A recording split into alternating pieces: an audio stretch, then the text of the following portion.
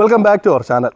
നമ്മളിന്ന് നമ്മുടെ സ്വന്തം റോയൽ എൻഫീൽഡിൻ്റെ 100 ആണ് കൊണ്ടുവന്നിട്ടുള്ളത്. വേറെ ഒന്നുമല്ല, ഞാൻ ഈ വണ്ടി സർവീസ് ചെയ്യാൻ പോയപ്പോൾ എനിക്ക് കുറച്ച് അനുഭവങ്ങൾ ഉണ്ടായിട്ടുണ്ട്. അപ്പോൾ അത് നിങ്ങളുടെ അടുത്ത് പങ്കുവയ്ക്കാനായിട്ട് ആണ് പോകുന്നത്. അതായത് റോയൽ എൻഫീൽഡ് വണ്ടി സർവീസ് ചെയ്യാൻ പോകുന്നവർ തീർച്ചയായിട്ടും ഈ ഒരു വീഡിയോ കാണുക. അതുപോലെ തന്നെ നമ്മുടെ ചാനൽ ആദ്യമായിട്ട് കാണുന്നതിന് ചാനൽ സബ്സ്ക്രൈബ് ചെയ്യുക. വീഡിയോ ഇഷ്ടപ്പെട്ട വീഡിയോ ലൈക്ക് ചെയ്യുക, എന്തെങ്കിലും ഡൗട്ട്സോ കല്യാണം കമൻറ്റ് ചെയ്യുക. പിന്നെ നമ്മളൊരു ഗിവ് അവേ വീഡിയോ അപ്ലോഡ് ചെയ്തിട്ടുണ്ട്. അത് കണ്ടിട്ടില്ലെങ്കിൽ ഇവിടെ ഐ ബട്ടണിൽ കൊടുത്തിരിക്കുന്ന കയറി പാർട്ടിസിപ്പേറ്റ് ചെയ്യുക. കാരണം അതിനകത്ത് വ്യൂസ് കാര്യങ്ങളൊക്കെ വളരെ കുറവാണ്. നമ്മൾ കുറേ ക്രൈറ്റീരിയയും കാര്യങ്ങളൊക്കെ അതിനകത്ത് പറഞ്ഞിട്ടുണ്ട്. അതൊന്നും ഇതൊരു അച്ചീവ് ആയിട്ടില്ല. അപ്പം നിങ്ങളെല്ലാവരും ഒന്ന് കയറി സപ്പോർട്ട് ചെയ്ത് ആ ഒരു ഗിവ് അവേ പങ്കെടുത്ത് വിന്നറാവാൻ ശ്രമിക്കുക കേട്ടോ. അപ്പോൾ നമുക്ക് ഈ പറഞ്ഞു വന്നതെന്ന് വെച്ച് കഴിഞ്ഞാൽ നമ്മൾ റോയൽ എൻഫീൽഡ് സർവീസിന് പോകുന്നവരാണ്. അപ്പം ഞാൻ ലാസ്റ്റ് ഈ ഒരു വാഹനത്തിൻ്റെ 4th സർവീസിന് പോയപ്പോഴത്തേക്കും എനിക്ക് അവിടുന്ന് ഒരു അനുഭവം ഉണ്ടായി. അതാണ് ഞാൻ നിങ്ങളുടെ അടുത്ത് പറയാൻ പോകുന്നത്. അപ്പം മഴയൊക്കെ ആയതുകൊണ്ട് വണ്ടിക്കതെല്ലാം പൊടിയും കാര്യങ്ങളൊക്കെയാണ്. ഭയങ്കര മഴയായിരുന്നു. ഇന്നാണ് ഒന്നും മഴ ഒതുങ്ങിയത്. അന്നാണ് നമ്മളിപ്പോൾ ഒരു വീഡിയോ എടുക്കാൻ പോകുന്നത്. അപ്പോൾ നമ്മൾ ഈ പറഞ്ഞ വേറെ ഒന്നുമില്ല, ഞാൻ അന്ന് 4th സർവീസ് ചെയ്യാൻ പോയപ്പോഴത്തേക്ക് അവിടുന്ന് എനിക്ക് അന്ന് ഈ ഒരു പേപ്പർ തന്നായിരുന്നു. ഒരു പേപ്പർ എന്ന് പറഞ്ഞാൽ വേറെ ഒന്നുമല്ല, വെഹിക്കിൾ ഹെൽത്ത് കാർഡാണ്. അപ്പോൾ ഞാൻ നെഗറ്റീവിന് കാര്യങ്ങളൊന്നുമല്ല പറയുന്നത്, ഒരു പോസിറ്റീവ് കാര്യം തന്നെയാണ് റോയൽ എൻഫീൽഡിനെ കുറിച്ച് പറയാൻ പോകുന്നത്. അതായത് നമ്മൾ സാധാരണ വണ്ടി സർവീസ് ചെയ്യുമ്പോൾ അവർ ഇന്നത് മാറണം എന്നൊക്കെ പറയുമ്പോൾ നമ്മൾ മാറാറുണ്ട്. പക്ഷേ നമുക്ക് ഇത് എങ്ങനെയുണ്ട്, വണ്ടിയുടെ ബാറ്ററി കണ്ടീഷൻ എങ്ങനെയുണ്ട്, ഓരോന്നും എങ്ങനെയുണ്ടെന്ന് ഒന്നും നമുക്ക് അറിയാൻ പറ്റത്തില്ലായിരുന്നു. എന്നാൽ ആ തവണ ഞാൻ സർവീസിന് പോയിട്ട് വന്നപ്പോഴത്തേക്ക് എനിക്ക് ഇങ്ങനെ ഒരു വെഹിക്കിൾ ഹെൽത്ത് കാർഡ് തന്നിട്ടുണ്ട്. ഇതിനകത്ത് കൃത്യമായിട്ട് ഓരോ കാര്യങ്ങളും എഴുതിയിട്ട് അത് എന്തൊക്കെയാണ്, റിസൾട്ട് എങ്ങനെയാണ്, പാസ്സാണോ ഫെയിലാണോ, അതോ നമുക്ക് അറ്റൻഷൻ കൊടുക്കണോ മാറണോ എന്നൊക്കെയുള്ള കൃത്യമായിട്ട് എഴുതിയിട്ടുണ്ട്. ഇതിനകത്ത് കൊടുത്തിട്ടുള്ളതെന്ന് വെച്ചാൽ ആദ്യം നമ്മുടെ ചേസസ് നമ്പർ കൊടുത്തിട്ടുണ്ട്. അതുപോലെ തന്നെ എന്നാണ് ഈ ഡേറ്റ്, നമ്മുടെ വണ്ടി സർവീസിന് ചെയ്ത ഡേറ്റ്, ജോബ് കാർഡ് നമ്പർ, വണ്ടിയുടെ രജിസ്ട്രേഷൻ നമ്പർ, അതുപോലെ മോഡൽ, കിലോമീറ്റേഴ്സ്, ഇത്രയും നമ്മുടെ വണ്ടിയുടെ കാര്യങ്ങളെല്ലാം എഴുതിയിട്ടുണ്ട്. പിന്നെ താഴെ അതിനകത്ത് 2 സിസ്റ്റമായിട്ടാണ് കൊടുത്തിരിക്കുന്നത്. ഒന്ന് എൻജിൻ മാനേജ്മെൻറ്റ് സിസ്റ്റവും അതുപോലെ തന്നെ വെഹിക്കിൾ സിസ്റ്റവും.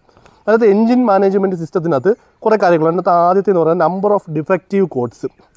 അവരതിനകത്ത് എന്തെങ്കിലുമൊക്കെ ഡിഫക്റ്റീവ് സ്കാൻ ചെയ്യുന്ന ടൈമിൽ എന്തെങ്കിലും ഡിഫക്റ്റീവ് കോഡ്സോ കാര്യങ്ങളൊക്കെ വന്നിട്ടുള്ള ചെക്കിംഗ് ആണ്.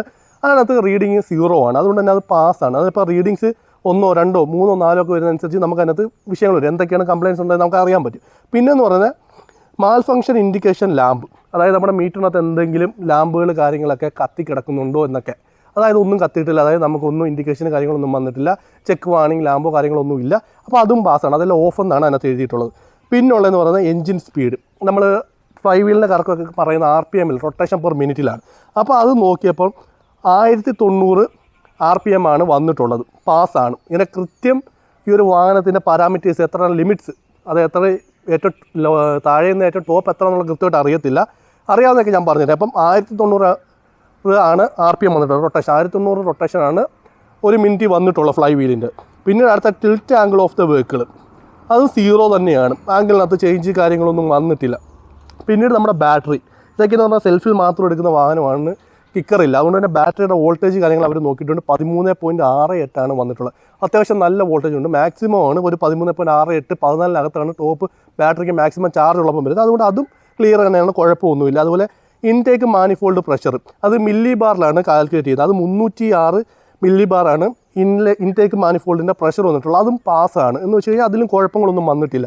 പിന്നെ ത്രോട്ടിൽ പൊസിഷൻ സെൻസർ വോൾട്ടേജ്, അത് 0.51 വോൾട്ടിലാണ് അത് കാൽക്കുലേറ്റ് ചെയ്യുന്നത്. 0.51 ആണ് വന്നിട്ടുള്ളത്. അതും പാസ് തന്നെയാണ്. അതിനകത്ത് കുഴപ്പങ്ങളും കാര്യങ്ങളും ഒന്നുമില്ല. പിന്നെ കറക്റ്റഡ് ഇഞ്ചക്ഷൻ ടൈമിങ്, അതായത് നമ്മുടെ ഇത് ഫ്യൂവൽ ഇഞ്ചക്ടറാണ് വരുന്നത്. അതുകൊണ്ട് ഇഞ്ചക്ഷൻ ടൈമിങ് കാര്യങ്ങളെന്ന് പറഞ്ഞാൽ 1.78% ആണ്. കറക്റ്റഡ് ആണ് നോക്കുന്നത്, അതായത് പെർസെൻറ്റേജിലാണ് നോക്കുന്നത്. 1.78% ആണ് വന്നിട്ടുള്ളത്. അതും പാസ് തന്നെയാണ്. അതോ ഇതിനകത്തേക്ക് എന്തെങ്കിലും കുഴപ്പങ്ങൾ കാര്യങ്ങളുണ്ടെങ്കിൽ ഫെയില് കാര്യങ്ങളൊക്കെ ഈ റിസൾട്ടിൻ്റെ അത് കാണിക്കും. അപ്പോൾ ഇതെല്ലാം കൃത്യമായിട്ട് അവർ നോക്കി എല്ലാം പാസ് തന്നെയാണ്. അതിനകത്ത് കുഴപ്പങ്ങളൊന്നുമില്ല. പിന്നീട് അതിൻ്റെ ഒരു റിസൾട്ടും കൊടുത്തിട്ടുണ്ട്, പാസ്, ടോട്ടൽ പാസ്. പിന്നെ വന്നിട്ടുള്ള പാരാമീറ്റേഴ്സ് എന്ന് പറഞ്ഞാൽ ചെയിൻ ആൻഡ് സ്പോക്കറ്റ്, ഓരോ സാധനങ്ങൾ വെഹിക്കിളിൻ്റെ check and okay this time, അതായത് ചെക്ക് ചെയ്തിട്ടുണ്ട്. ഈ തവണത്തേക്ക് കുഴപ്പങ്ങളൊന്നുമില്ല.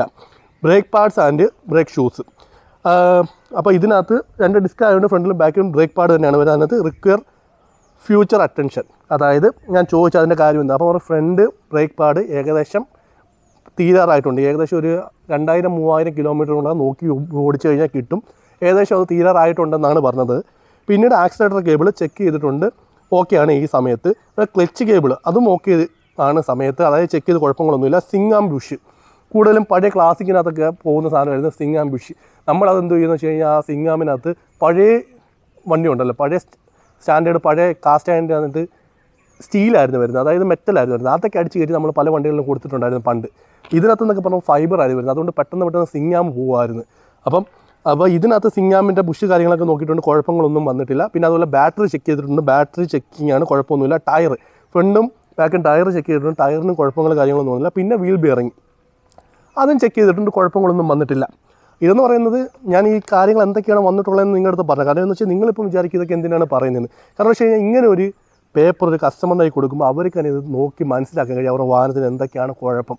ഇത് സൂക്ഷിച്ച് വെച്ച് കഴിഞ്ഞിട്ട് ഓരോ സർവീസ് ചെയ്യുമ്പോൾ ഇതേയുള്ള ഓരോ പേപ്പർ കിട്ടുമ്പോഴും അവർക്ക്, അതായത് വെഹിക്കിൾ ഹെൽത്ത് കാർഡ് ഓരോന്ന് കിട്ടുമ്പോഴും അവർക്ക് ഓരോ ടൈമിലെയും വണ്ടിയുടെ ഹെൽത്ത് കറക്റ്റായിട്ട് മനസ്സിലാക്കാൻ പറ്റും. അതനുസരിച്ച് നമുക്ക് ഈ ഒരു വാഹനത്തെ മെയിൻറ്റെയിൻ ചെയ്തുകൊണ്ട് പോകാനും കഴിയും. അപ്പം റോയൽ എൻഫീൽഡ് ചെയ്തിട്ടുള്ള വളരെ നല്ലൊരു കാര്യം തന്നെയാണ്.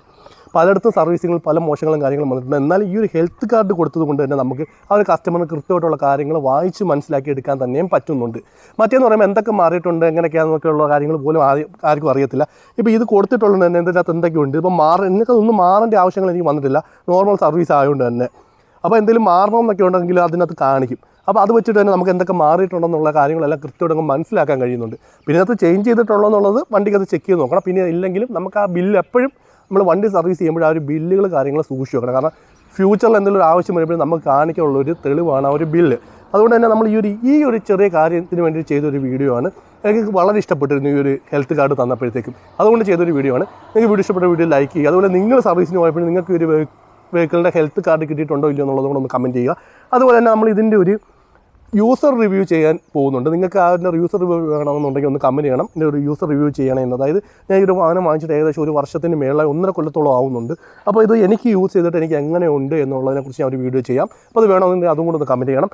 അപ്പോൾ ഞാൻ പിന്നെ എടുത്തു പറയുന്നത് നമ്മുടെ ചാനൽ ആദ്യമായിട്ട് ചാനൽ സബ്സ്ക്രൈബ് ചെയ്യണം, മറക്കരുത്. ചാനൽ സബ്സ്ക്രൈബ് ചെയ്ത് നമ്മളെ സപ്പോർട്ട് ചെയ്യണം. അപ്പം പുതിയൊരു വീഡിയോ ആയിട്ട് വീണ്ടും വരാം. അതുവരെ ബായ്.